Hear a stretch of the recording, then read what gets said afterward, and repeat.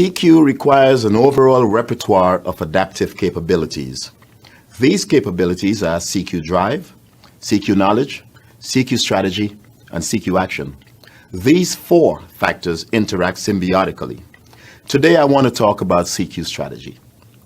What do I need to plan in order to do this cross-cultural assignment successfully? Leaders with high CQ strategy develop ways to use cultural understanding to develop a plan for new cross-cultural situations. These leaders are better able to monitor, analyze, and adjust their behaviors in different cultural settings. They are conscious of what they need to know about an unfamiliar culture. This factor, along with CQ drive, is probably the most overlooked among the four components for enhancing cultural intelligence. A well thought out strategy for engagement cannot be developed without delving below the surface of your culture. If you don't know the rules behind soccer, you can feel absolutely clueless watching a bunch of players kicking a ball around. Once you know the rules, the game makes sense. When you put on a pair of eyeglasses and they are tightly fitted, we see the world because of them, but we don't see the glasses. That's what culture does to us. Another metaphor that is often used to demonstrate the complexity of culture is that of the iceberg. We are told that 90% of the iceberg is submerged beneath the waterline, and what is visible to us is a mere 10%, which is referred to as the artifacts. Artifacts include things like foods, eating habits, gestures, music, economic practices, dress, use of physical space, order of worship, art, and so on. CQ strategy is about developing a plan for looking below the surface.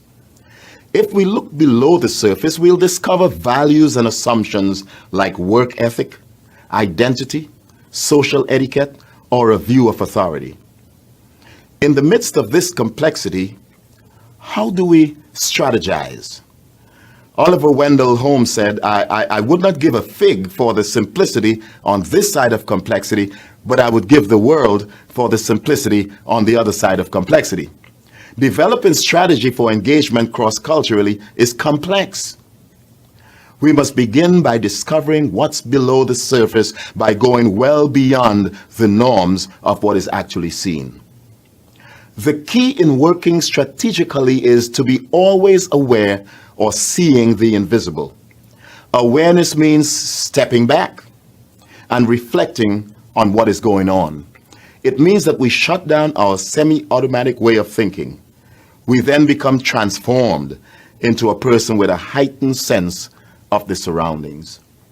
Mindfulness is a skill that will boost all our interpersonal relationships, but in particular, when we are working with persons of different cultures, it is a value added. A culturally competent person develops a consciousness of the assumptions, ideas, and emotions going on within ourselves and within those we encounter. One of the best ways to think about enhancing our CQ strategy is to draw a picture of driving with or without cruise control. It is never wise to use cruise control when driving in unfamiliar terrain. The sudden curves, unexpected intersections, frequent traffic lights, and unsuspecting pedestrians crossing the street contribute to the need to be supra-conscious. Cruise control is a great asset when driving in familiar territory. A good habit to practice when encountering a different culture is to turn off the cruise control.